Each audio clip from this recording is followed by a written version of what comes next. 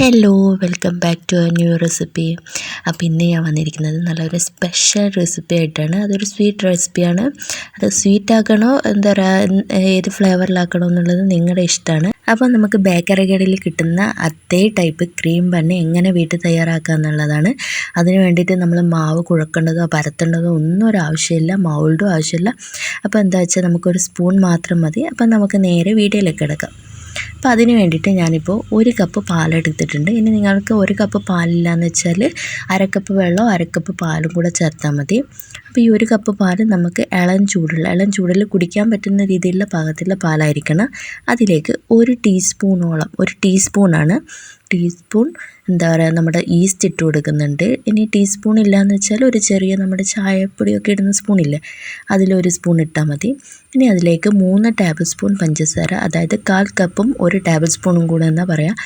അപ്പോൾ 3 table spoon, അല്ലെങ്കിൽ നിങ്ങളുടെ ഏത് അളവിലാണോ ഇതെടുക്കുന്നത് ആ സ്പൂണ് 3 സ്പൂൺ പഞ്ചസാര ഇട്ട് കൊടുക്കാം. പൊടിക്കാത്ത പഞ്ചസാരയാണ്. അത് നന്നായിട്ട് മിക്സ് ചെയ്തതിന് ശേഷം ഒരു 10 മിനിറ്റ് നമുക്കത് മാറ്റി വെക്കാം.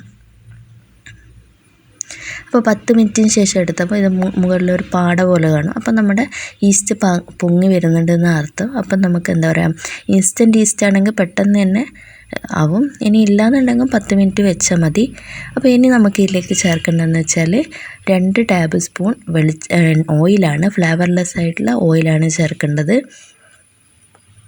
അപ്പോൾ വെളിച്ചെണ്ണ ചേർക്കാൻ പാടില്ല, ഓയിൽ തന്നെ ചേർക്കണം. അപ്പോൾ പിന്നെ അതിലേക്ക് ഒരു 1/4 ടീസ്പൂണോളം ഉപ്പാണ് ഇട്ട് കൊടുക്കുന്നത്. നമ്മുടെ എന്താ പറയുക ഈസ്റ്റ് എടുത്ത അതേ സ്പൂണിൽ ഒരു 1/4 ടീസ്പൂണോളം ഉപ്പും കൂടെ ചേർത്തിട്ട് നന്നായിട്ട് മിക്സ് ചെയ്തെടുക്കുക. പിന്നെ നമ്മൾ ഇതിലേക്ക് ചേർക്കുന്നത് 1 കപ്പ് പാലിന് 1.5 കപ്പ് മൈദ എന്നുള്ള രീതിയിലാണ്. ഇനി നിങ്ങൾ എന്താ പറയുക ഗ്ലാസ്സിലാണ് എടുക്കുന്നത്, ഏത് ഗ്ലാസ്സിലാണ് പാലെടുത്തത് അതേ ഗ്ലാസ്സിൽ 1.5 ഗ്ലാസ് മൈദ എടുത്താൽ മതി. അപ്പോൾ മൈദ മുഴുവനായിട്ട് ഒരുമിച്ചിടാതെ കുറച്ചിട്ടിട്ട് നന്നായിട്ടൊന്ന് മിക്സ് ചെയ്തെടുക്കുക, അല്ലെങ്കിൽ ചിലപ്പോൾ കട്ട കെട്ടാനുള്ള സാധ്യതയുണ്ട്. അപ്പോൾ ഇതുപോലൊരു എന്താ പറയുക നമുക്ക് വിസ്ക് ഉണ്ടെങ്കിൽ നമുക്ക് പെട്ടെന്ന് തന്നെ മിക്സ് ചെയ്തെടുക്കാൻ കഴിയും, അല്ലെങ്കിൽ ഫോർക്ക് വെച്ചിട്ടാലും പെട്ടെന്ന് കഴിയും. അപ്പോൾ ഇനി ഞാൻ ഇതിലേക്ക് ചേർക്കുന്നതെന്ന് വെച്ചാൽ നല്ല സോഫ്റ്റ് ആവാൻ വേണ്ടിയിട്ട് ഒരു മുട്ടയാണ്. ഇനി നിങ്ങളുടെ അടുത്ത് മുട്ട ഇല്ലയെന്നുണ്ടെങ്കിൽ നിങ്ങൾക്ക് എന്ത് ചേർക്കാമെന്ന് വെച്ചാൽ ഒരു 2 ടേബിൾ സ്പൂണോളം തൈര്, പുളിയില്ലാത്ത തൈര് ചേർത്ത് കൊടുക്കുക. അപ്പോൾ മുട്ട തന്നെ ചേർക്കണം നിർബന്ധമൊന്നുമില്ല. അതിന് പകരം പുളിയില്ലാത്ത 2 ടേബിൾ സ്പൂൺ തൈരും കൂടെ ചേർത്ത് കൊടുത്തിട്ട് ഒരു 1 മണിക്കൂർ 1.5 മണിക്കൂർ മാറ്റി വെക്കാം. ചൂടുള്ള സ്ഥലത്താണെങ്കിൽ 1 മണിക്കൂർ മതി, അല്ലെങ്കിൽ അതിൽ കുറച്ച് കൂടും. അപ്പോൾ അപ്പോഴേക്ക് നമുക്ക് എന്ത് ചെയ്യുന്നത് വെച്ചാൽ ഇതിൽ വേണ്ട ക്രീം റെഡിയാക്കാം. അതിന് വേണ്ടിയിട്ട് ഞാനിപ്പോൾ ഒരു 3 ടേബിൾ സ്പൂൺ ബട്ടറാണ് എടുത്തിട്ടുള്ളത്. നമ്മൾ എത്രയാണോ ബട്ടർ എടുക്കുന്നത് അതിൻ്റെ നേരെ ഇരട്ടി പഞ്ചസാര, അതാണ് ഇതിൻ്റെ കണക്ക്. അപ്പോൾ എന്താ പറയുക ഞാൻ 3 ടേബിൾ സ്പൂൺ ബട്ടർ എടുത്തിട്ടുണ്ട്. ഇനി അതിലേക്ക് അത് നന്നായിട്ടൊന്ന് സ്മാഷ് ചെയ്തെടുക്കുക. നന്നായിട്ട് ഇതുപോലെ എന്താ പറയുക നമ്മൾ ആ ബട്ടർ ഒന്ന് മെൽട്ടാക്കി എടുക്കുക. അപ്പോൾ റൂം ടെമ്പറേച്ചറിൽ ബട്ടർ എടുക്കാൻ വേണ്ടി പ്രത്യേകം ശ്രദ്ധിക്കണം. ഇനി അതിലേക്ക് 6 ടേബിൾ സ്പൂൺ പൊടിച്ച പഞ്ചസാര. അപ്പോൾ പൊടിക്കാത്ത പഞ്ചസാര 5 ടേബിൾ സ്പൂൺ എടുത്ത് പൊടിച്ച് കഴിഞ്ഞാൽ അത് നമുക്ക് 6 ടേബിൾ സ്പൂണായിട്ട് കിട്ടും. അപ്പോൾ പൊടിച്ച പഞ്ചസാര തന്നെ ചേർക്കണം, അല്ലെങ്കിൽ ഇത് നമുക്ക് അലിഞ്ഞ് കിട്ടില്ല. കാരണം നമ്മൾ ബട്ടറിലല്ലേ ഇടുന്നത്. ഇനി ബട്ടറിന് പകരം നിങ്ങൾക്ക് ഡാൽഡ ഉപയോഗിച്ചിട്ട് ഇത് ചെയ്യാം കേട്ടോ. അപ്പോൾ ഇനി ഇതിലേക്ക് വാനില എക്സ്ട്രാക്റ്റ് ചേർത്ത് കൊടുക്കുന്നുണ്ട്. അപ്പോൾ അതെന്തായാലും ചേർത്ത് കൊടുക്കുക, എങ്കിലും ഒരു ടേസ്റ്റ് ഉണ്ടാവും.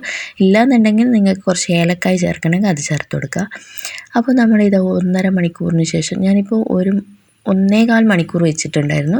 അപ്പോൾ നന്നായിട്ട് പതഞ്ഞ് പൊങ്ങി മേലൊന്നും വന്നിട്ടുണ്ടായിരുന്നു. പക്ഷെ ഞാൻ ഒന്ന് ഓപ്പൺ ചെയ്ത് നോക്കിയപ്പോൾ അത് താണു പോയതാണ്. അപ്പോൾ നമ്മൾ നന്നായിട്ട് പൊങ്ങി വന്ന ഈ കൂട്ട് ഒന്നും കൂടെ നമ്മൾ നന്നായിട്ട് മിക്സ് ചെയ്ത് കൊടുക്കുക, എങ്കിലേ അത് നമുക്ക് കറക്റ്റായിട്ട് കിട്ടും.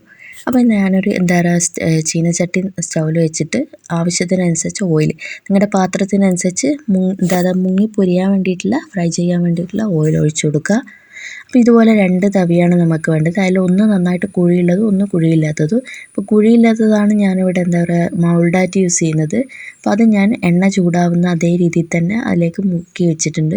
അപ്പോൾ എണ്ണ നന്നായിട്ട് ചൂടായിട്ടുണ്ട്, അതോടുകൂടെ നമ്മുടെ സ്പൂണും ചൂടായിട്ടുണ്ട്. ഇനി നമ്മൾ എന്താ വേണ്ടത് വെച്ചാൽ ഈ സ്പൂണിൽ ചൂട് തണിയാൻ വേണ്ടി നമ്മൾ വെക്കരുത്. ആ സ്പൂണിൽ ഉടനടി തന്നെ നമ്മുടെ കൂട്ട് ഒഴിച്ചു കൊടുക്കുക. മുഴുവനായിട്ട് ഒഴിച്ചു കൊടുക്കാൻ പാടില്ല, 1/4 ഭാഗമായിട്ടേ ഒഴിച്ചു കൊടുക്കാൻ പാടുള്ളൂ. എന്നിട്ട് ഇതുപോലെ എണ്ണയിലേക്ക് കാണിച്ചിട്ട് ഒരു സ്പൂൺ വെച്ചിട്ട് അതിൻ്റെ മേലേക്ക് എണ്ണ നന്നായിട്ട് ആക്കി കൊടുക്കുക. അപ്പോൾ ഇങ്ങനെ ആക്കിയാലേ നല്ല ഫ്ലഫി ആയിട്ട് വരും.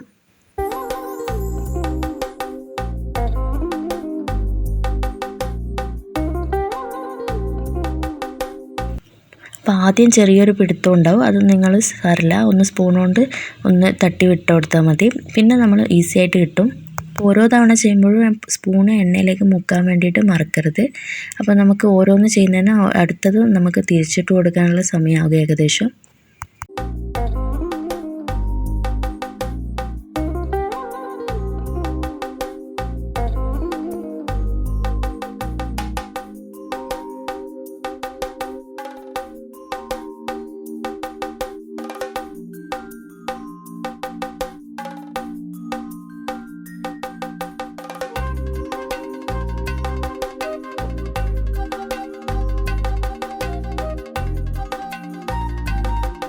അപ്പോൾ എനിക്കിപ്പോൾ ഒരു എന്താ പറയുക 5 ഒരു ടൈമിൽ കൊണ്ടുവന്നായിരുന്നു. അപ്പോൾ ഞാൻ ഓരോന്ന് ചെയ്യുന്നതിനനുസരിച്ച് നമുക്ക് ഓരോന്ന് എടുക്കേണ്ട പാകമാവും.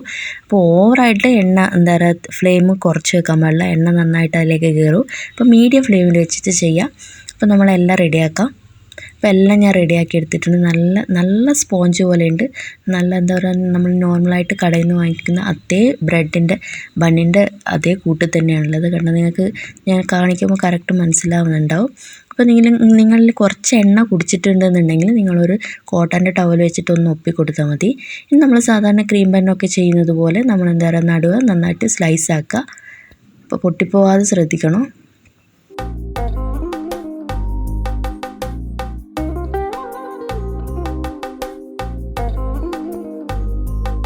ബണ്ണാണ്. അപ്പോൾ തീർച്ചയായിട്ടും എല്ലാവരും ട്രൈ ചെയ്ത് നോക്കണം. കറക്റ്റ് നമുക്ക് നല്ലൊരു ടെക്സ്ചറിൽ കിട്ടുന്നതാണ്. അപ്പം നമ്മൾ നേരത്തെ റെഡിയാക്കി വെച്ചിരിക്കുന്ന ക്രീം ഇതിലേക്ക് ഫില്ല് ചെയ്ത് കൊടുക്കുക. ഇനി നിങ്ങൾക്ക് ക്രീം വേണ്ടാന്നുണ്ടെങ്കിൽ നിങ്ങൾക്ക് ഇതിന് പകരം ചിക്കൻ്റെ എന്തെങ്കിലും ഫില്ലിങ്സോ അങ്ങനെയൊക്കെ ചെയ്തിട്ട് നമുക്ക് സാധാരണ ബണ്ണിൽ ചെയ്യും പോലെ ചെയ്തിട്ട് കഴിക്കാവുന്നതാണ്.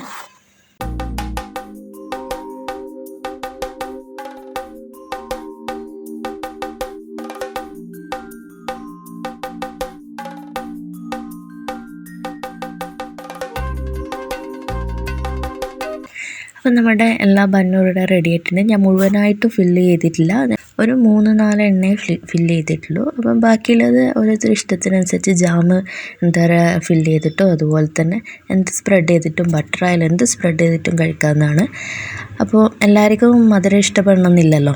അപ്പോൾ ബാക്കി അതുപോലെ തന്നെ വെച്ചിട്ടുണ്ട്. നിങ്ങൾക്കിനി ചിക്കൻ്റെ ഫില്ലിങ്സ് ഉണ്ടെങ്കിൽ അത് വെച്ചിട്ടും നിങ്ങൾക്ക് ഒരു സാൻഡ്വിച്ച് പോലെ ആക്കിയിട്ട് കഴിക്കാവുന്നതാണ്. ഇനി ബർഗർ പോലെ ബർഗർ ബണ്ണായിട്ട് യൂസ് ചെയ്യുന്നത് അത് അങ്ങനെയും ചെയ്യാം. അപ്പോൾ വീഡിയോ എല്ലാവർക്കും ഇഷ്ടപ്പെട്ടിട്ടുണ്ടാകുമെന്ന് വിചാരിക്കുന്നു. ഇഷ്ടപ്പെട്ടിട്ടുണ്ടെങ്കിൽ എപ്പോഴും പറയുന്നത് പോലെ ലൈക്ക് ചെയ്യുക, ഷെയർ ചെയ്യുക. അപ്പോൾ ഇഷ്ടപ്പെട്ടിട്ടില്ലെങ്കിൽ ഡിസ്ലൈക്ക് ചെയ്യുക. ആദ്യമായിട്ട് കാണുന്നവരാണെങ്കിൽ പ്ലീസ് ഒന്ന് സബ്സ്ക്രൈബ് ചെയ്യുക. സബ്സ്ക്രൈബ് ചെയ്ത് കഴിഞ്ഞാൽ തൊട്ടടുത്ത ബെലൈക്കൺ ക്ലിക്ക് ചെയ്ത് ഓൾ ഓപ്ഷൻ എനേബിൾ ചെയ്ത് ഞാനിടുന്ന എല്ലാ പുതിയ വീഡിയോസും നിങ്ങൾക്ക് ലഭിക്കുന്നതാണ്. അപ്പോൾ മറ്റൊരു അടിപൊളി റെസിപ്പി ആയിട്ട് അടിപൊളി വീഡിയോ ആയിട്ട് വരുന്നത് എല്ലാവർക്കും bye and thanks for watching.